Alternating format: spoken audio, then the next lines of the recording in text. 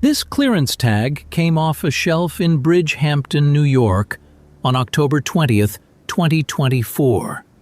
You knew this store, the last full-size Kmart on the American mainland. A man drove in from Pennsylvania to walk it one more time.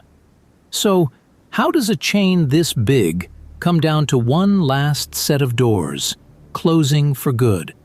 Case file FM006. Subject: Kmart. Kresge Corporation Holdings. The record is thick, and most of it is receipts. Here's the finding up front. Kmart did not die because you stopped needing it. It was taken apart, on purpose and for money. This file names the man who did it. It begins in 1899 in Detroit with a man who hated waste. Sebastian Kresge sold nothing that cost more than a dime. Pins, thread, candy by the ounce.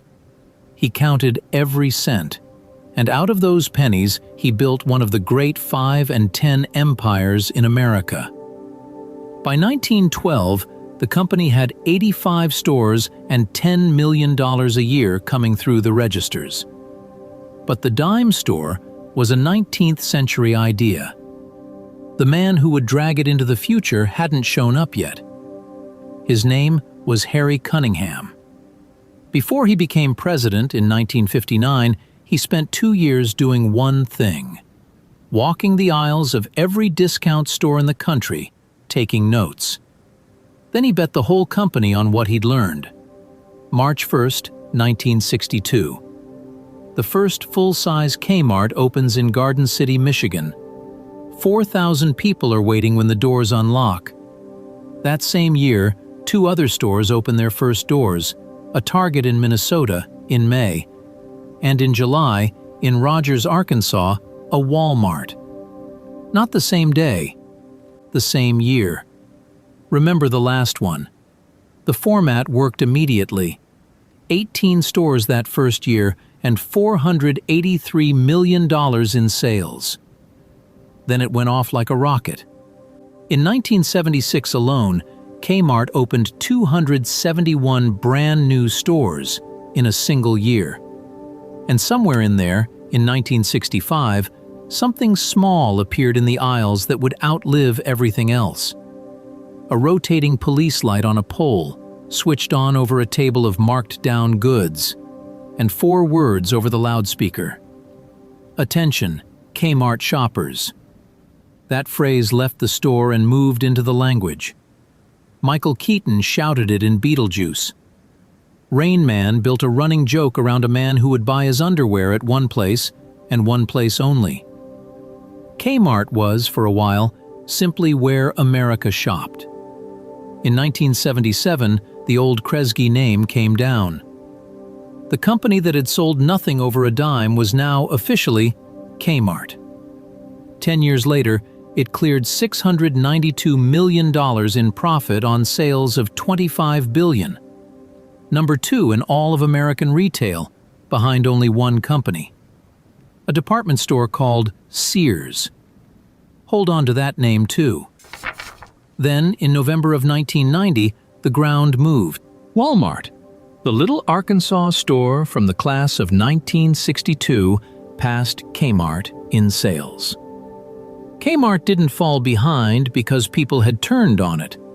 They hadn't. The reason was buried in the back of the store where nobody shopped. Walmart had spent a fortune wiring its warehouses together. By one industry estimate, moving a box of goods cost Walmart roughly half what the same box cost Kmart. Kmart was selling the same things, for more and slower. Here is the decision this file turns on. Kmart lost the lead in 1990, and its answer to falling behind was to build more stores. It kept opening them year after year until 1994, when it hit its all-time peak. 2,486 stores, more Kmarts than had ever existed. 4 years after it had already lost the race. Growth papered over the rot for a while. Then, in the summer of 2001, a single executive made one reckless bet: an $850 million overstock of goods the company couldn't sell. The CEO, Charles Conaway, hid what it did to the books. A jury would later find him liable for misleading his own investors. On January 22, 2002, Kmart filed for bankruptcy. 2,100 stores, 275,000 employees.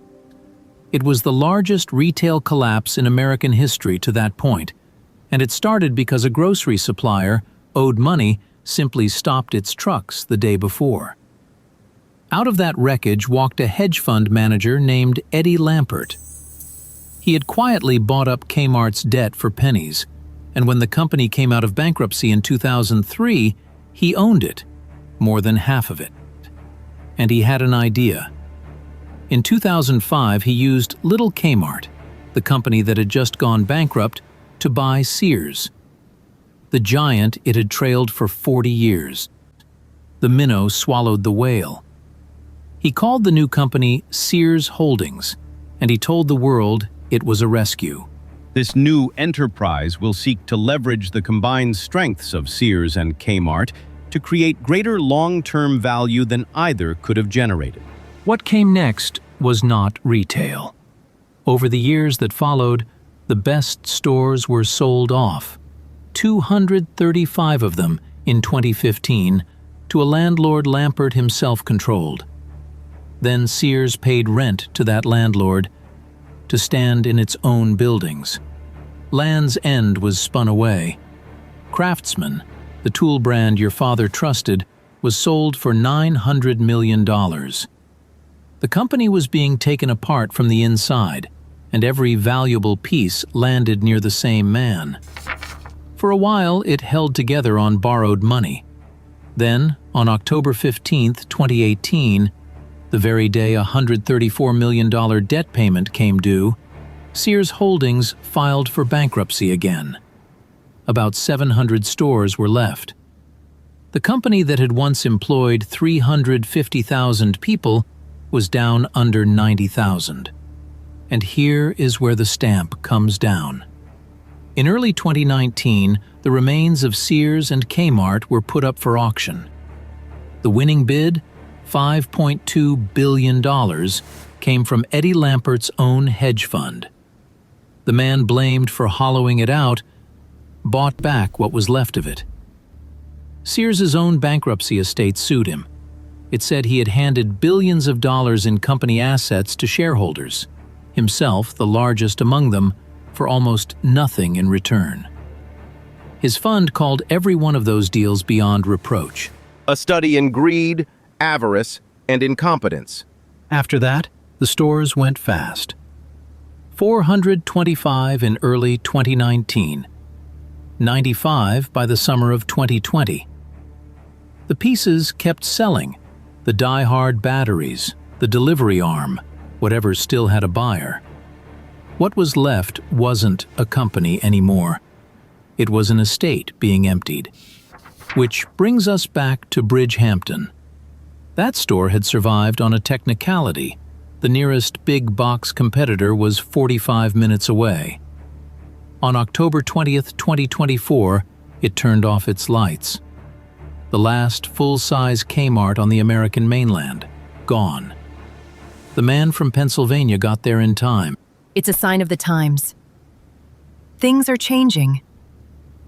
We will miss it. As the summer of 2025 came around, you could count the Kmarts left on the planet on one hand.